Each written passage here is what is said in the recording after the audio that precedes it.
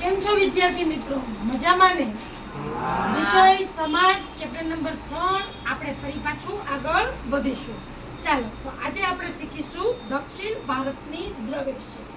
કઈ શૈલી શીખીશું? દ્રવિડ શૈલી. ભારતની કૃષ્ણા અને ગોદાવરી નદીઓની આસપાસના વિસ્તારોમાં સાતવાહન વંશના રાજાઓના સમય દરમિયાન અનેક બૌદ્ધ સ્તૂપો સ્થપાયા હતા. કઈ નદીઓમાં? કૃષ્ણા અને ગોદાવરી. કઈ નદીઓમાં? કૃષ્ણા અને ગોદાવરી નદીઓના આસપાસના વિસ્તારોમાં. આ સ્તૂપો અર્ધગોળાકાર, અંડાકાર તેમજ ઘંટાકાર ટોચવાળા હતા. કેવા હતા?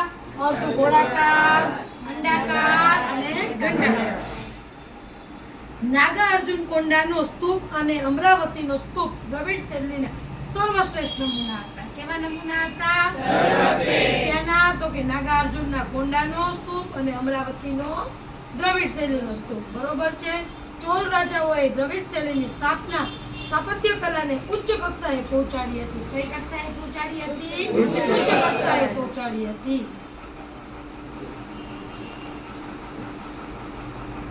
ચાલો બાળકો, ગુપ્તકાલીન કલા.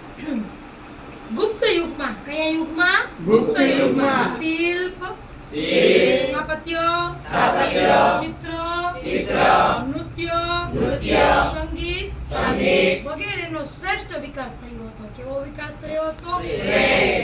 સારામાં સારો વિકાસ થયો હતો. જબલપુરનું પાર્વતી મંદિર, હુમરાનું શિવ મંદિર, એરણનું નૃસિંહ મંદિર, જામનગરનું ગોપી મંદિર, સ્તૂપો, ચૈત્યો, મઠો, વિહારો, ધ્વજ, સ્તંભો વગેરે ગુપ્ત યુગની કલાઓનો નમૂનો છે. કોની કલાઓનો નમૂનો છે? ગુપ્ત યુગ. આ ઉપરાંત શિલ્પકલામાં સારનાથની બુદ્ધની પ્રતિમાઓ. કોની પ્રતિમાઓ? બુદ્ધની. ક્યાંની? સારનાથની બુદ્ધની પ્રતિમાઓ. પછી મથુરાની વિષ્ણુ પ્રતિમા. કેવી પ્રતિમા? મથુરા, ગોકુલ, મથુરા, વૃંદાવન. બરોબર. મહાભારતમાં ભગવાન કૃષ્ણની સાથે આ બધા ગામ જોડાયેલા છે. મહાવીર સ્વામીની પ્રતિમા, ઉદયગીરીની ગુફાની, વિષ્ણુના વરાહ સ્વરૂપની પ્રતિમા વગેરે ભારતીય ગુપ્તકાલીન કલાના સર્વોત્તમ નમૂનાઓના લીધે ગુપ્ત યુગ કલાનું સુવર્ણ યુગ કહેવાય છે. કેવો યુગ કહેવાય છે? સુવર્ણ યુગ. કોને? ગુપ્ત યુગને. ગુપ્ત યુગને કેવો યુગ કહેવાય છે? સુવર્ણ યુગ. હવે આપણે ગુફાઓ વિશે માહિતી મેળવીશું. ભારત વર્ષના ગુફા સ્થાપત્યનો મનુષ્યકૃત સૌંદર્ય ધામો ગણાય છે. ઔરંગાબાદ પાસે આવેલા અજંતા ઇલોરાની ગુફા. ક્યાં આવી છે અજંતા ઇલોરાની ગુફાઓ? ઔરંગાબાદ પાસે. ક્યાં આવેલી છે? મુંબઈ પાસેની એલિફન્ટાની ગુફાઓ. ક્યાં આવેલી છે? એલિફન્ટાની ગુફાઓ ક્યાં આવી છે? મુંબઈ પાસે. ઓડિશામાં ભુવનેશ્વરીની, પશ્ચિમે ઉદયગીરી, ખંડગીરીની ગુફાઓ, મધ્યપ્રદેશની બાગની ગુફાઓ ગુપ્તકાલીન ગુફા સ્થાપત્યના પ્રસિદ્ધ નમૂનાઓ છે. આપણા ગુજરાતની વાત કરીએ તો ગુજરાતમાં ખંભાલીડા ગોંડલ પાસે, ઢાક રાજકોટ પાસે, જૂનાગઢ ખાતે 3 ગુફા સમૂહો, તળાજા, સાણા વગેરે સ્થળે ગુફાઓ મળી આવેલ છે. અશોકના ગુફા લેખો 16 માઇલ દૂર આવેલા બર્બરના પહાડની 3 ગુફાઓની દિવાલ પર કોતરાયેલા છે. તેમાં સમ્રાટ અશોકે આજીવન કરેલા દાન કાર્યોની વિગત છે. શેની વિગત છે? સમ્રાટ અશોકે આજીવન કરેલા દાન કાર્યોની વિગત છે. આસામની દાર્જિલિંગની ગુફા, બિહારની સુદામા અને સિતારની ગુફા વગેરે પ્રખ્યાત ગુફા સ્થાપત્યો છે. અજંતા, ઇલોરા અને એલિફન્ટાની પ્રસિદ્ધ ગુફાઓ વિશે પ્રકરણ 6 માં વિશેષ માહિતી આપવામાં આવી છે. પ્રકરણ 6 ની અંદર આની વિશેષ માહિતી છે અને પરીક્ષાની અંદર અજંતા, ઇલોરા અને એલિફન્ટાની ગુફાઓ પૂછાઈ પણ છે. બરોબર છે. ચાલો ગુજરાતની ગુફાઓ. તો સૌથી પહેલા જૂનાગઢની ગુફાઓ છે. કઈ ગુફાઓ છે? જૂનાગઢ. તો જૂનાગઢમાં 3 ગુફા સમૂહો છે. કેટલા ગુફા સમૂહો છે? 3. બરોબર છે. બાવા પ્યારાનો ગુફા સમૂહ. તો આ ગુફા બાવા પ્યારાના મઠ પાસે આવેલ છે.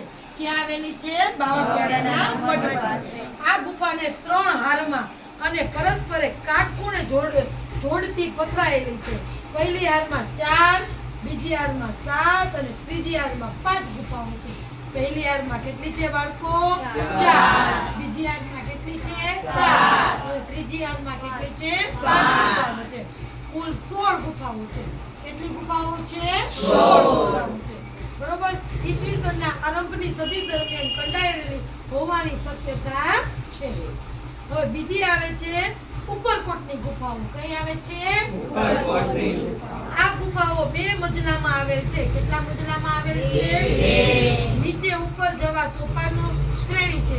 નીચે અને ઉપર જવા માટે સોપાન શ્રેણી છે.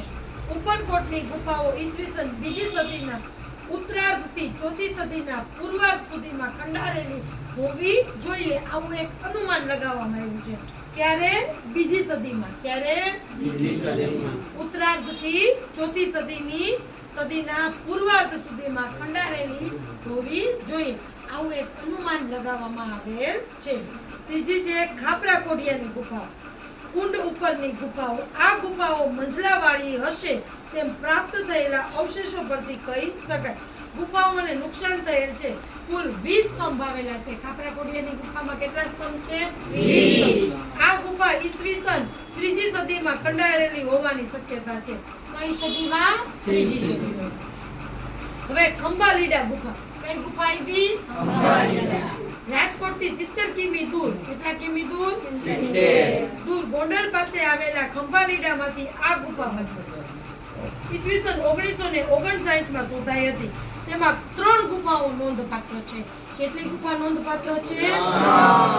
વચ્ચેની ગુફામાં સ્તૂપ યુક્ત ચૈત્ય ગૃહો, પ્રવેશ માર્ગોની ઉભય બાજુએ વૃક્ષને આશ્રય ઉભેલા બૌદ્ધિક સ્તવ અને કેટલાક ઉપાસકોની મોટી આકૃતિઓ 2જી-3જી સદીની છે. હવે આપણે આવી તળાજા ગુફા. કઈ આવી? તળાજા.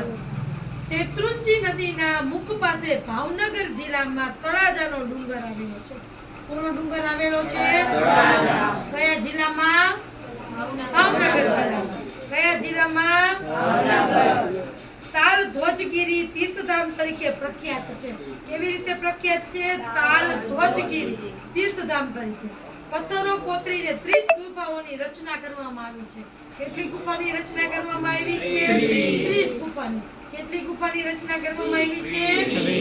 આ ગુફાઓની સ્થાપત્ય કલામાં વિશાળ દરવાજો આવેલો છે. શું આવેલો છે? એબલ મંડપ અને ચૈત્ય ગૃહો સુરક્ષિત અને શિલ્પ સ્થાપત્યની દ્રષ્ટિએ ઉત્કૃષ્ટ છે. કેવા છે? બૌદ્ધ ધર્મના સ્થાપત્યોની આ ગુફાઓ ઈસવીસનની 3જી સદીની છે. કેટલી સદીની છે? 3જી. હવે સાળા ગુફા. કઈ ગુફા? સાળા ગુફા. કઈ ગુફા? સાળા ગુફા. ગીર સોમનાથ જિલ્લાના ઉના તાલુકામાં. કયા તાલુકામાં? ઉના તાલુકામાં. વાકિયા ગામ પાસે. ક્યાં ગામ પાસે? વાકિયા ગામ પાસે. રૂપેણ નદી ઉપર. કઈ નદી ઉપર? રૂપેણ નદી ઉપર. સાણાના ડુંગરો ઉપર આ ગુફાઓ આવેલી છે. શાળા ડુંગર ઉપર મધુપુરાની જેમ 62 જેટલી ગુફાઓ પથરાયેલી છે. કેટલી ગુફાઓ પથરાયેલી છે? 62 જેટલી. કેટલી ગુફાઓ પથરાયેલી છે? 62. હવે ઢાક ગુફા. કઈ ગુફા? ઢાક ગુફા. રાજકોટ જિલ્લામાં ઉપલેટા તાલુકામાં ઢાક ગામમાં ઢંકગીરી આવેલો છે. શું આવેલો છે? ઢંકગીરી. કયા જિલ્લામાં? રાજકોટ જિલ્લામાં. કયો તાલુકો? ઉપલેટા તાલુકો. ઢાકની ગુફાઓ 4થી સદીના પૂર્વજની હોવાનું જણાય છે. કઈ સદીમાં? 4થી સદીમાં. હવે ઝિંઝુ રિઝર્વ. કઈ આવી? ઝિંઝુ રિઝર્વ. ઢાકની પશ્ચિમે 7 કિમીના અંતરે સિસ્સર પાસેની ઝિંઝુ ની ખીણમાં કેટલીક બૌદ્ધ ગુફાઓ આવેલી છે. ઈસુની 1લી અને 2જી સદીના હોય તેમ મનાય છે. હવે કચ્છની ખાપરા કોડિયાની ગુફા. કોની? કચ્છની. કચ્છના લખપત તાલુકામાં જૂના પાટગઢ પાસેના પહાડમાં આ ગુફાઓ આવેલી છે. કુલ 2 ગુફા છે. કેટલી છે? 2. આ ગુફાઓ કેકા શાસ્ત્રીએ શોધી કાઢી હતી. કોણે શોધી હતી? કેકા શાસ્ત્રીએ. ચાલો હવે કડિયા ડુંગર ગુફા. કઈ આવી? કડિયા ડુંગર. ભરૂચ જિલ્લાના ઝઘડિયા તાલુકામાં કડિયા ડુંગરની 3 ગુફા આવેલી છે. કેટલી છે? 3. એ બૌદ્ધ ધર્મની પ્રાચીન સ્થાપત્ય કલાનો ઉત્તમ નમૂનો છે. કેવો નમૂનો છે? અહીં ગુફા સ્થાપત્ય 2 નમૂન છે. કેવા છે? 2. એક જ પથ્થરમાં કંડારેલો 11 ફૂટ ઊંચો અને એક સ્તંભ સિંહ સ્તંભ છે. સ્તંભના શિરો ભાગે 2 શરીરવાળી અને એક મુખવાળી સિંહ આકૃતિ છે. શેની કૃતિ છે? સિંહ. બરોબર. હવે આપણે ગુફાઓની માહિતી મેળવી. એમાં સૌથી પહેલા જૂનાગઢની ગુફાઓ, પછી ખંભાલીડા ગુફા, તળાજા ગુફા, શાણા ગુફા, ટાક ગુફા, સિંધુરિઝમ ગુફા, કચ્છની ખાપરા કોઠિયાની ગુફાઓ અને કડિયા ડુંગર ગુફા. કુલ 11 ગુફા વિશે આપણે માહિતી મેળવેલ છે.